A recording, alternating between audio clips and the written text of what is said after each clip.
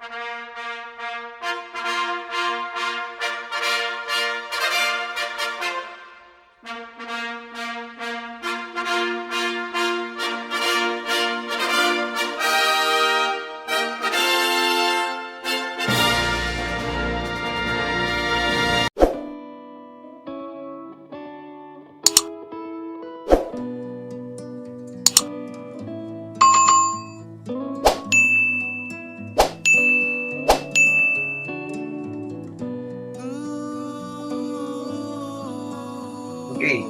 Assalamualaikum warahmatullahi wabarakatuh.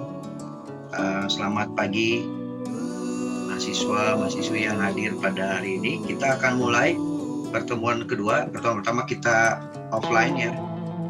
Minggu kemarin kita melakukan pengenalan karena baru pertama kali ketemu dengan saya, dan sekarang kita mulai memulai mata kuliah pertemuan kedua, yaitu mengenai peraturan undang-undang yang terkait dan beberapa standar-standar dari kesehatan keselamatan kerja ke tingkat dunia.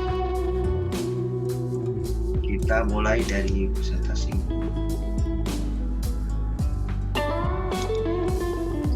Menurut Undang-Undang Keselamatan Kerja tahun 70 itu terkait dengan mengenai harus dibentuk sebuah lembaga namanya P2K3, di mana wadah itu adalah merupakan wadah kerjasama antara pimpinan perusahaan dan tenaga kerja, yang ini menangani khusus dalam kesehatan keselamatan kerja di perusahaan.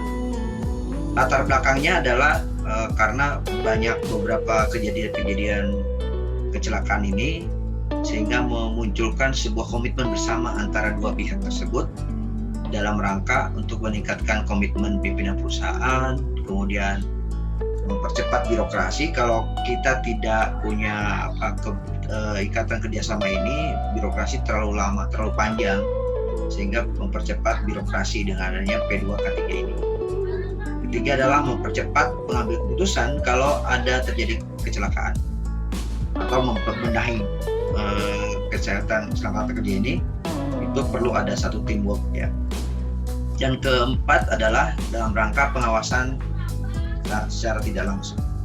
Dasar hukum pembentukan P2K3 ini adalah pasal 10 Undang-Undang Nomor 1 Tahun 1970, keputusan Menaker tahun 155 nomor 155 /Men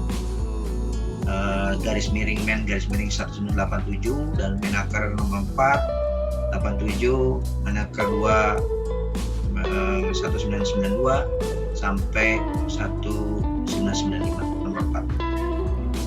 Manfaatnya adalah dalam pembentukan P2K3 ini mengembangkan kerjasama bidang K3 dan meningkatkan kesadaran partisipasi tenaga kerja terhadap K3. Kemudian menjadi forum komunikasi dalam bidang K3 dan menciptakan tempat kerja yang nihil kecelakaan dan penyakit akibat kerja. Ini yang kita harapkan supaya menekan beberapa kejadian kecelakaan. Tugas pokoknya adalah memberikan saran pertimbangan di bidang K3 pada pengusaha atau pengurus tempat kerja, di mana diminta ataupun tidak. Jadi ini tugas pokoknya memberikan pertimbangan di bidang K3. Fungsi dari P2K3 adalah menghimpun dan mengolah data K3, di mana beberapa dianalisa, kemudian kita lakukan perbaikan-perbaikan di lapangan.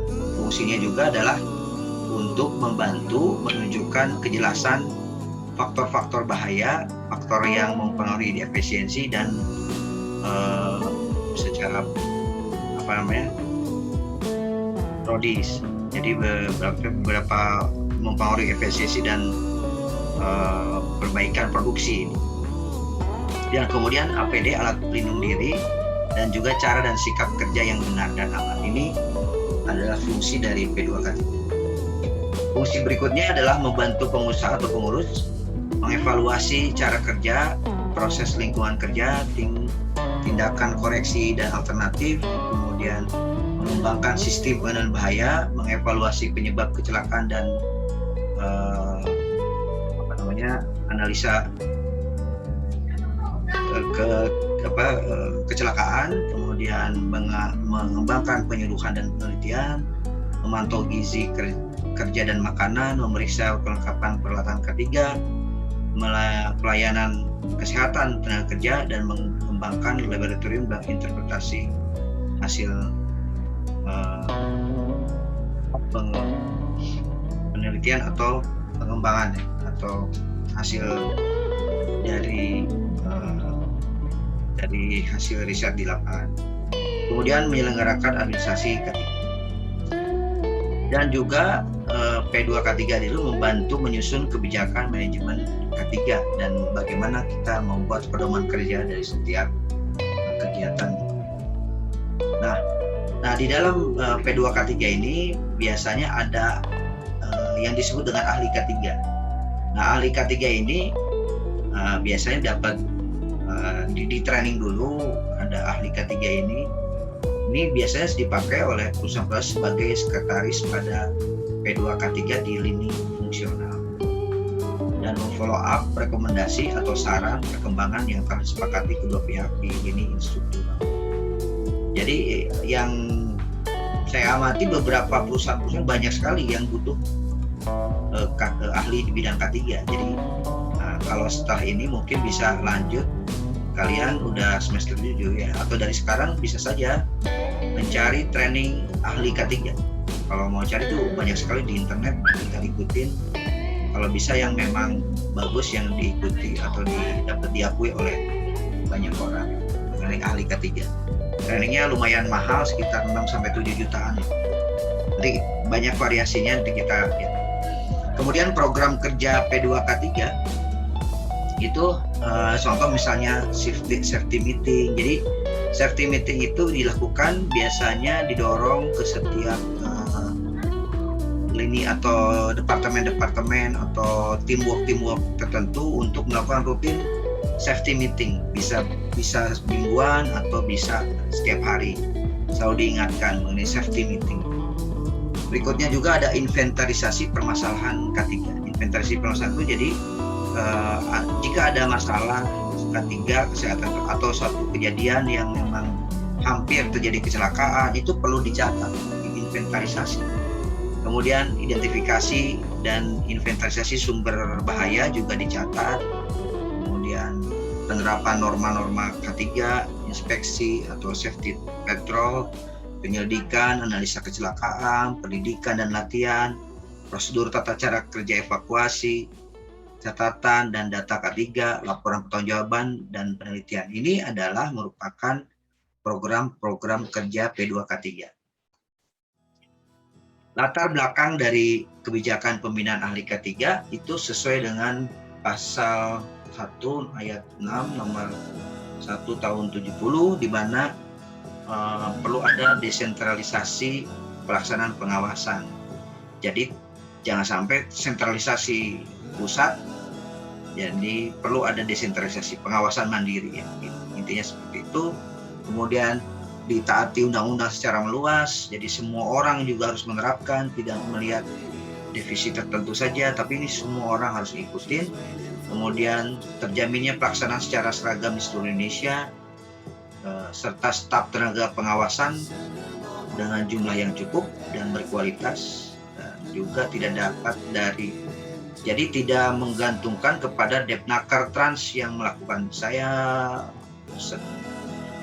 beberapa kali ketemu dengan atau berkunjung ke dinas tenaga kerja dan trans, itu memang ahli K3 sangat minim, atau orang yang mengawasi juga dari sekian banyak ribu pabrik itu cuma 1-2 orang, itu nggak cukup waktu. Dan untuk itu perlu ada satu pembinaan ahli K3 di mana ini bisa setiap pabrik industri juga harus punya ahli K3. Kemudian wewenang menteri untuk menunjuk ahli K3 di instansi pemerintah atau swasta.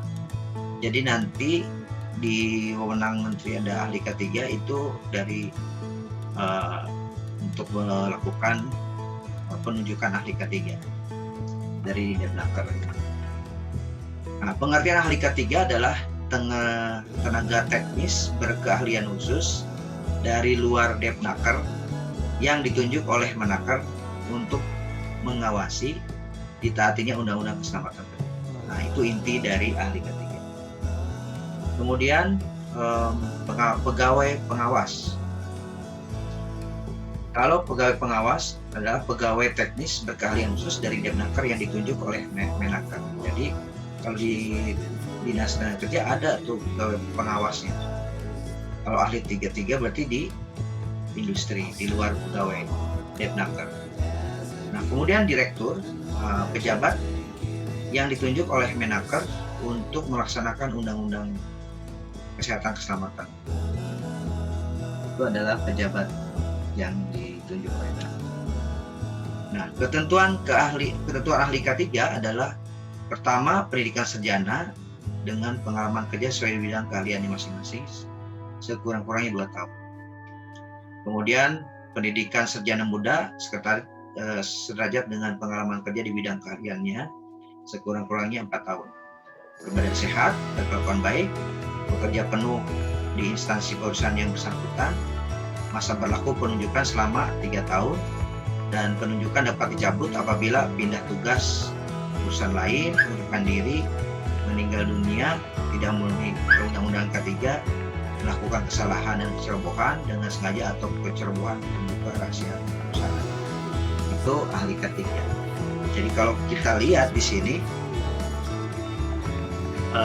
kalian sebenarnya punya peluang juga untuk masuk menjadi ahli K3. Jadi setelah lulus dari sini, kalian ambil kursus ahli K3, kamu punya potensi untuk mengisi peluang di industri-industri besar. Biasanya industri besar ya punya tim P2K3 itu. Nah, peran ahli K3 ini biasanya sebagai sekretaris pada P2K3 di lini profesional. Terus kemudian men-follow up rekomendasi atau saran dan perkembangan yang telah disepakati kedua pihak antara pihak di lini struktural secara teknik. Jadi antara pimpinan perusahaan dan pimpinan tenaga kerja. Partner dari pengurus perusahaan adalah ahli K3 adalah merupakan partner dari pengurus perusahaan dalam mencegah kecelakaan dan PHK. Kemudian memfasilitasi perusahaan dalam pencapaian performance K3 baik secara nasional maupun internasional. Jadi kewajiban dan wewenang ahli K3 lumayan cukup besar ya, karena kewajibannya membantu mengawasi peraturan undang-undang K3 sesuai dengan bidang yang ditentukan, kemudian memberikan laporan pada menteri, sejabat atau pejabat yang ditentukan sesuai dengan keputusan petunjuk, yaitu 3 bulan ditentukan ahli K3 umum, serta setiap memberikan jasa ahli K3 yang berada di perusahaan jasa, dan merahasiakan segala keterangan rahasia perusahaan berhubungan dengan jabatan.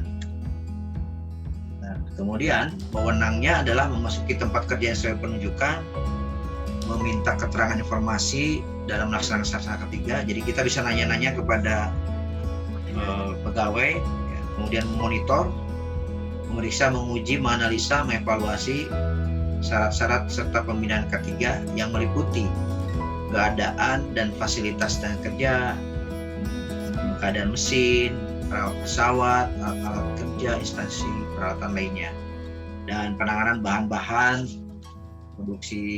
proses produksi, sifat pekerjaan, cara kerja, dan lingkungan. Nah, ini kira-kira sepintas mengenai K3.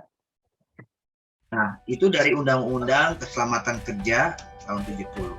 Tapi kalau itu dari negara kita ya. Tapi kalau secara umum berdasarkan ILO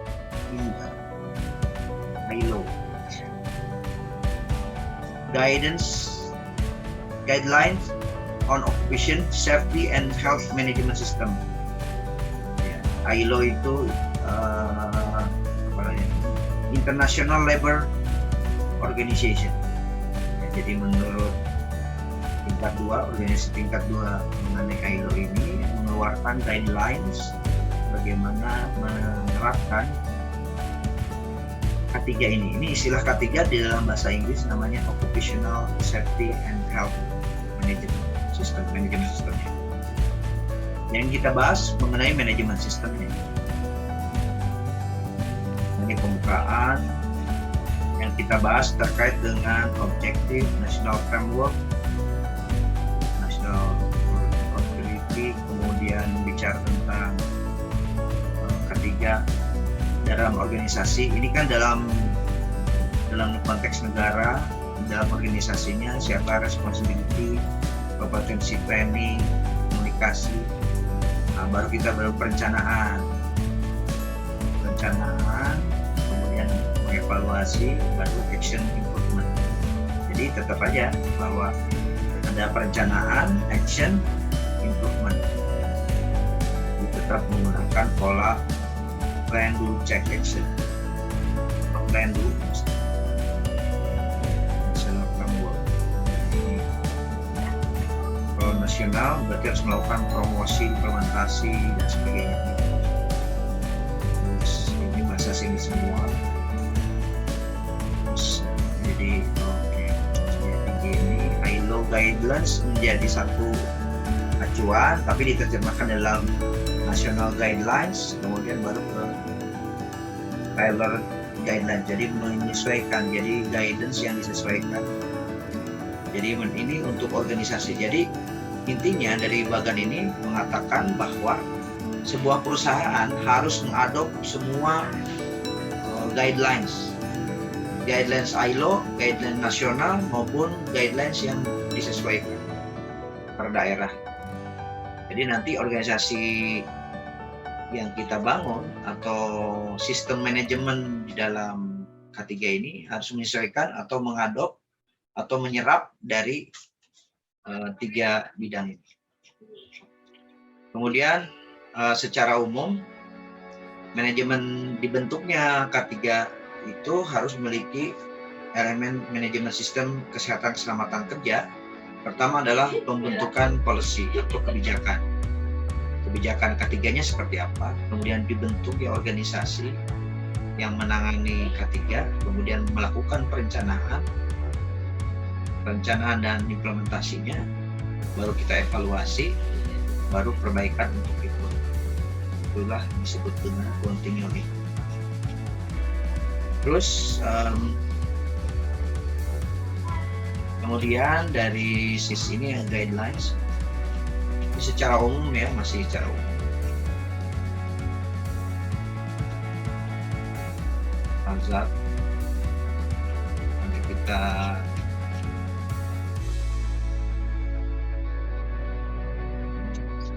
bisa kalian dapatkan, nanti saya kirim ya.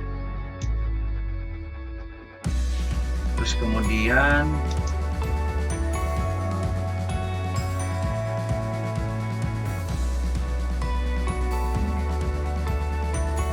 ini lebih detail lagi mengenai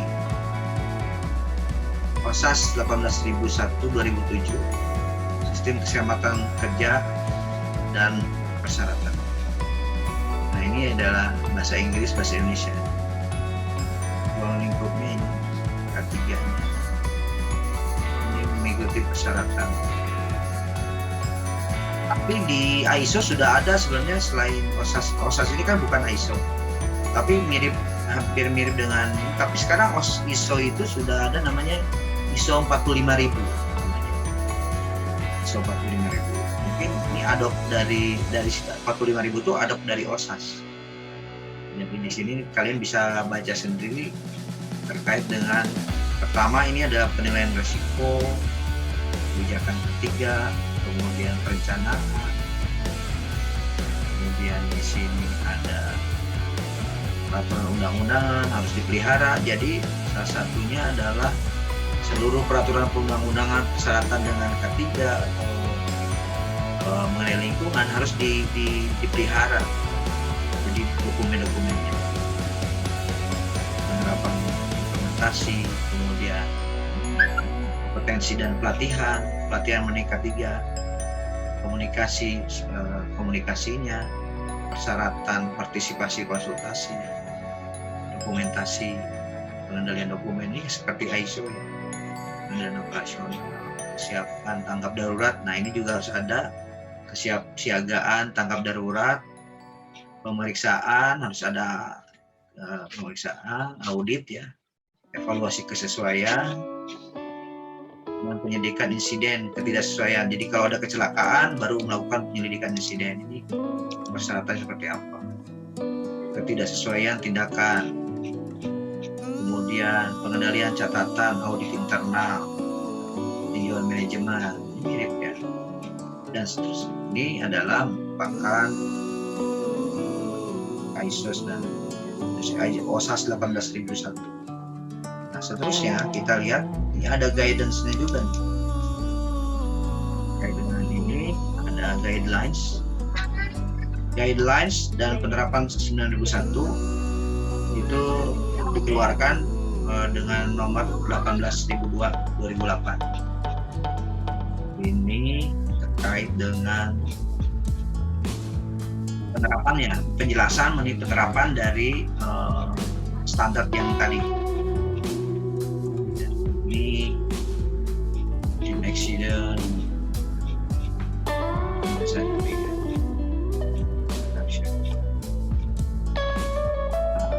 intinya sebenarnya tadi buat kebijakan, perencanaan, implementasi, check and correction active, management review, dan terus menerus continual improvement. Di dasar dari penerapan OSAS 18001.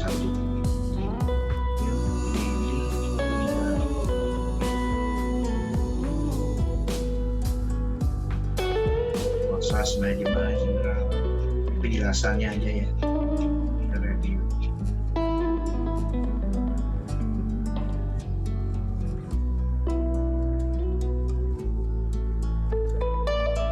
Perencanaan, hazard identification, risk assessment, determining control. Ini HIRA, high risk identification, dan lain sebagainya. Tetap di sini ada monitoring, kemudian implementasi, kontrol, baru identifikasi. Pertama di sini dulu identifikasi, develop methodology, identifikasi hazard, kemudian assessment risk, kemudian determine control, tentukan cara ngontrolnya seperti apa, kemudian implementasi bagaimana mengontrolnya, lalu di sini ada datanya diambil untuk monitoring dan review, dan seterusnya, selalu identifikasi setiap tahun terus menerus. Kemudian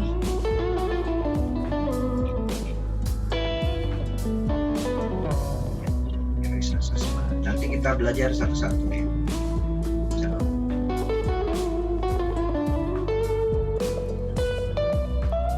Ini recording different, nanti kita legal others.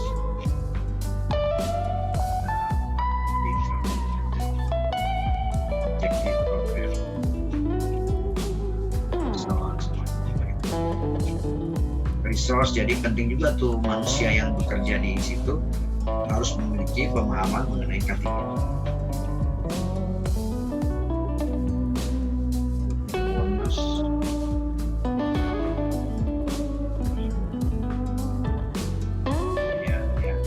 Oke. Nah ini kira-kira datanya saya kirim melalui chat ya, datanya bisa diambil di sini. Saya kirim data file.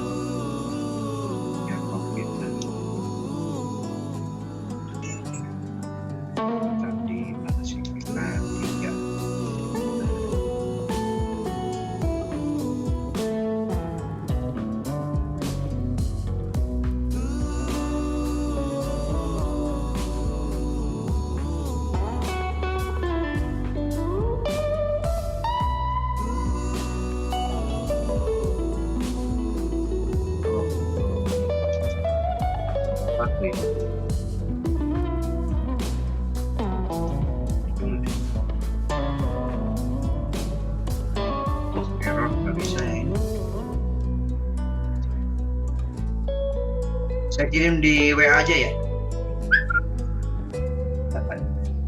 Oke, ada pertanyaan? Saya Pak izin bertanya. Yap. Jadi kan di K3 itu ada penilaian risiko tingkat tinggi dan tingkat rendah, Pak. Betul? Apakah betul, Pak? Bukan tingkat tinggi. Bukan nggak ada tingkat tinggi tingkat rendah. High risk analysis itu risiko tinggi. Jadi yang dianalisa pasti risiko ya. Risiko tinggi. Ya, risiko. Misalnya kita mengerjakan mesin X gitu ya. Kita kira kemungkinan terjadi apa. Jadi harus di awal tuh identifikasi kira-kira kemungkinan terjadi apa. Misalnya salah masukin ini salah, kemudian kejepit si tangannya. Nah, terus dianalisa kenapa itu terjepit, apa penyebabnya. Misalnya karena kelalaian, karena ininya tidak pas, karena tidak menggunakan alat apa-apa. Nanti kita dianalisa tingkat keseringannya nanti. Misalnya dari tingkat keseringan, kemungkinan ke tingkat keparahan, nanti dinilai. Dari situ baru kita analisa pencegahannya seperti apa. Jangan sampai terjadi kejepit itu. Yang lain-lain lah. Banyak. Jadi setiap proses kita analisa. Jadi tidak hanya per proses, bisa juga per wilayah satu lokasi. Kalau di industri mendingan per proses supaya lebih detail. Jadi nanti tingkat risiko tinggi dan tidak itu dilihat dari ada ketika melakukan pekerjaan yang sangat berbahaya. Ya harus dilakukan. Jadi apakah ketika melakukan pekerjaan yang sangat berbahaya harus ada work permit-nya, Pak? Izin kerjanya. Nah, izin kerja itu dilakukan oleh Dinas Kesehatan Keselamatan Kerja atau Dinas Depnaker ya. Itu kalau misalnya mesin X itu mau datang, sebelum datang itu mau ditaruh lah mesin X itu di tempat kerja. Nah itu nggak bisa dikerjain kalau belum ada izin dari Depnaker. Nah itu izin kerja. Nah izin kerja itu si Depnaker melakukan pengawasan dulu. Di situ apakah di situ ada sudah disiapkan misalnya APD-nya, kalau misalnya perlukah ada APD, mana analisa resikonya, kemudian apa yang dilakukan, terus dan sebagainya itu diperiksa dulu sama ya sebelum mengeluarkan izin kerja. Jadi bukan berarti setiap ngerjain harus izin kerja lagi, balik lagi gitu, enggak gitu cara mindsetnya. Jadi sistemnya dulu kita bangun supaya izin kerja bisa keluar. Misalnya prosedur, terus kemudian orangnya dilatih, terus kemudian ada rambu-rambu, macam-macam. Ada packagingnya misalnya supaya aman. Ngerti? Iya baik Pak, mengerti. Oke. Terima kasih Pak. Ada pertanyaan lagi?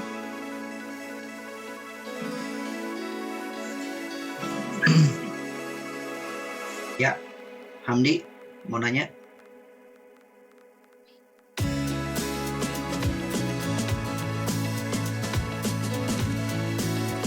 Nanti kita belajar satu-satu, ini kan baru tahap pertama aturan dari pemerintah, aturan di ILO, sistem manajemen. Nah, Pak buat absen yang nggak bisa diketik, Pak buat absennya nggak bisa diketik, maksud gimana sih?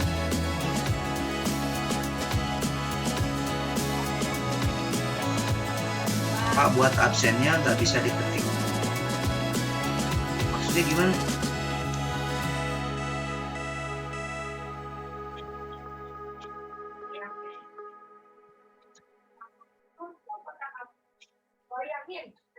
Sudah absen semua kan? Belum Pak. Itu. Tuh udah saya kirim lagi tuh di kolom chat. Udah tahu kan kolom chat?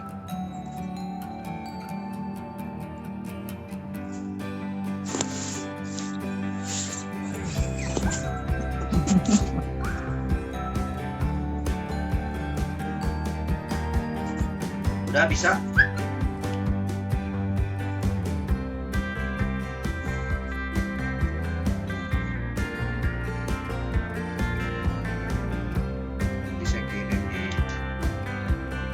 K3 ya, K3.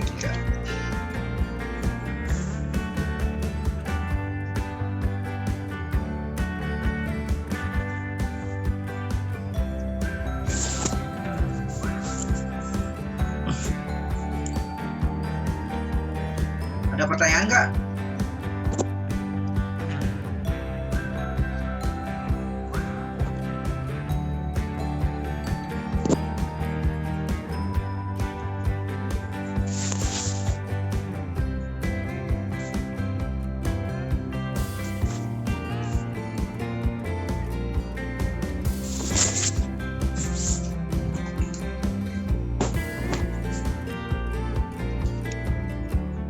Yang daftar 35, yang ikut 35, ini 31, 4 orang lagi nih yang belum daftar kelas.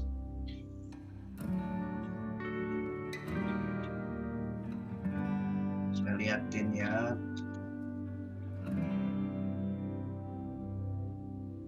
Oh, baru 31 orang. Tapi yang masuk, yang ikutan, 32 tuh naik. Kelas AB hampir.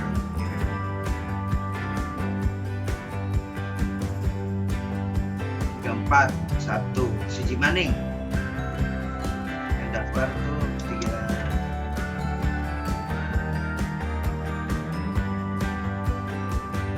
Habis kayaknya. Oh, ada yang 2 kali nih.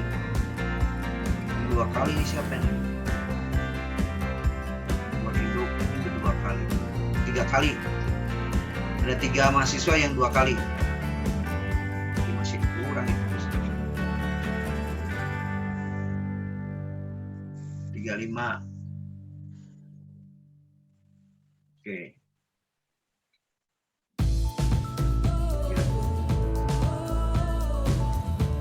Oke, ada pertanyaan?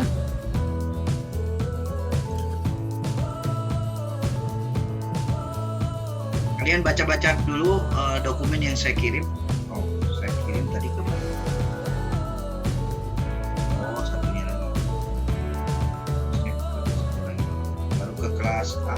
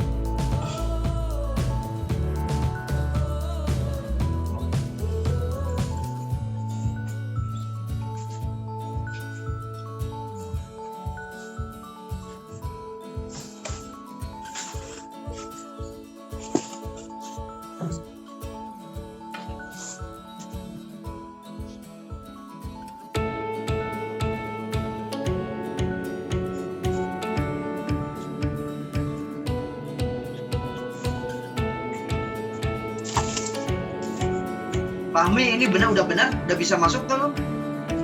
Fahmi. Tuh kamu tulisannya gini. Oh, kamu Belum, pakai tuh. itu ya? Pakai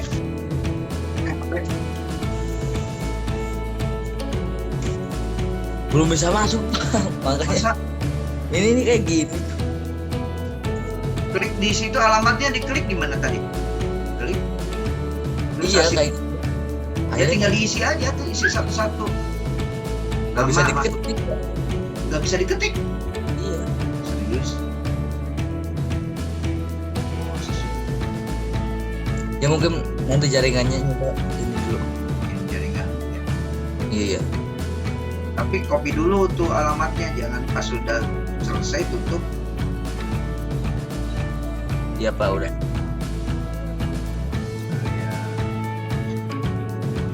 Mami, Anda belum beruntung guys. Ini.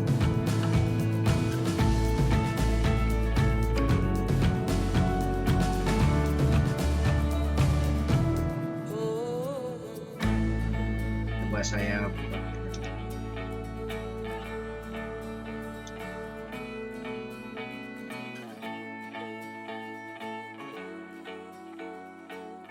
Ini kan tinggal Fahmi ini coba lihat tuh. Form, Google Form, langsung begini kan? Tinggal masukin aja nama bla bla bla bla bla gitu kan. Pak, benar kayak gitu, Pak. Tinggal milih aja, klik kelas A, kelas B gitu kan.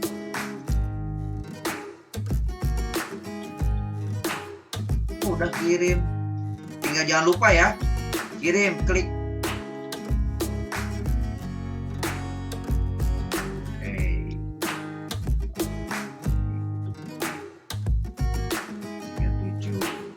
Tuh ada yang double nama tuh 4 kali orang, 4 orang yang double. Oke, ada pertanyaan?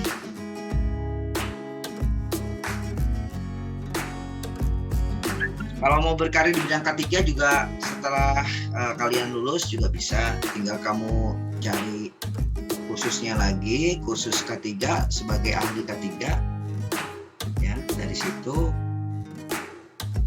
baru tuh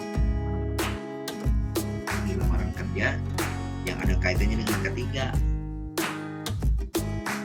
Kalau yang tidak ya cari yang lain.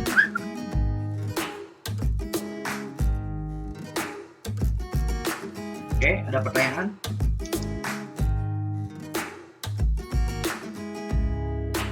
Sudah Pak, cukup.